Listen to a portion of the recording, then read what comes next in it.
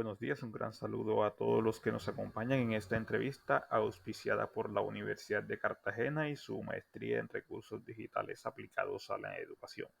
En el día de hoy tendremos en nuestra sala al docente Mario Vanegas, estudiante de la maestría, quien desarrolla sus actividades en el área de ciencias naturales en el municipio de Sicuco, departamento de Bolívar. Buenos días, profesor Mario. Le damos la bienvenida a esta su casa.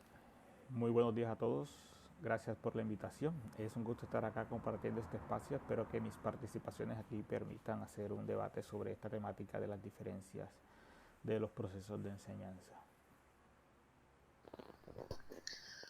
Profesor Mario, ¿en qué se diferencia la educación del siglo XXI con la educación pasada? Bueno, sin lugar a dudas, la aparición de tecnologías de información es la mayor diferencia y lo que transformó todo el proceso de enseñanza y aprendizaje. Aún con cualquier nivel de dificultad de condición, los niños tienen acceso a plataformas que podemos considerar ya básicas como Google, eh, inteligencia artificial, imágenes gráficas, incluso clases en línea de un tema. Eh, Ahora con las nuevas tecnologías todo eso está en cualquier dispositivo. Eh, este acceso a la información es importantísimo para las metodologías y estrategias de aprendizaje.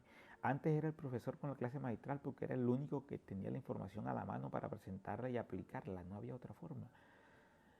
Hoy con el acceso a tanta información y de manera tan fácil, el profesor debe ser un acompañante, orientar a la utilización de la información que consultan, si lo que consultan es correcto. Creo que ahora es importante, bueno, ha sido siempre, pero ahora con más necesidad, con más urgencia, enseñar a seleccionar la información. Necesitamos concentrarnos en el manejo de información, en la crítica de la información y a partir de allí, pues, en las transformaciones que pueda hacer el estudiante con su conocimiento. Profesor Mario, ¿qué actores intervienen en la educación del presente siglo? Hoy podemos decir una larga lista de actores que intervienen en la educación. Siempre han existido, lógicamente encabezaríamos como siempre con los alumnos, la familia, los docentes y bueno, siendo lo más normal consideramos todo ese grupo de entidades públicas que hacen parte de la administración educativa y aquellas privadas que cooperan con las instituciones. Pero en este siglo ya debemos empezar a incluir a las principales plataformas generadoras de información de los estudiantes. Redes sociales, plataformas de video, los juegos, las plataformas de música, todos ellos se han convertido en una fuente de información que muchos niños pasan el resto de sus horas allí y son información que también participa en su proceso de aprendizaje.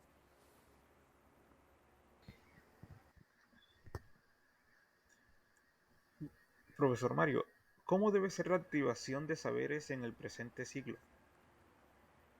La activación de saberes debe ser infaltable en el aula y debe tomarse su tiempo, por lo que le presenta al estudiante el conocimiento que va a aprender. Actualmente, con la gran cantidad de información que existe de forma abierta, la activación de saberes debe hacerse de forma clara, de manera que el alumno sepa lo que va a aprender y para qué le puede servir lo que va a aprender. Una forma de motivación. El estudiante debe poder entender, ya sea a través del docente o de su propio análisis, que la idea que tiene del mundo puede ser transformada o complementada, por lo que le da un horizonte, le da una dirección, le da un sentido a su aprendizaje. Profesor, ¿y el proceso de enseñanza y aprendizaje?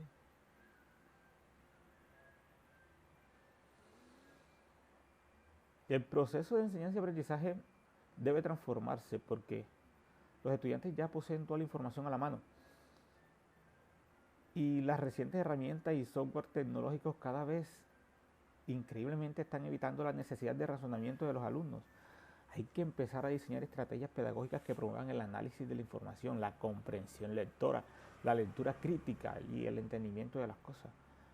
Ya hasta los profesionales ayudan sus escritos con inteligencia artificial, la misma herramienta que está al alcance de los estudiantes de secundaria, de media, que diariamente reciben 5 o 6 actividades en casa o para la escuela.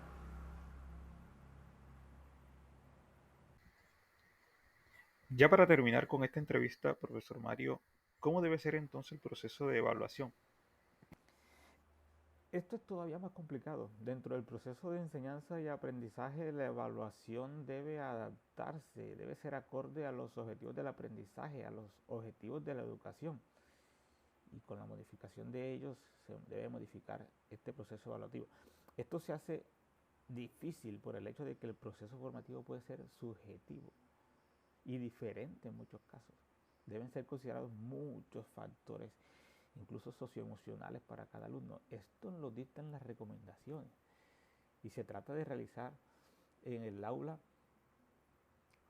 por el docente, pero la subjetividad de la información producida por la evaluación crea muchas discrepancias entre los actores del proceso y principalmente entre los docentes que fácilmente y de forma acertada en ambos casos pueden tener perspectivas diferentes de un mismo resultado evaluativo. Pero definitivamente debe establecerse un punto mínimo de actitudes, competencia o demostración de evidencias donde el alumno pueda ser ubicado después de terminar los procesos desarrollados en el aula. Bueno, muchas gracias, profesor Mario.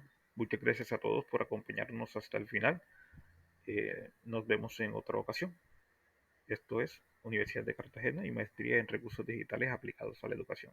Muchas gracias.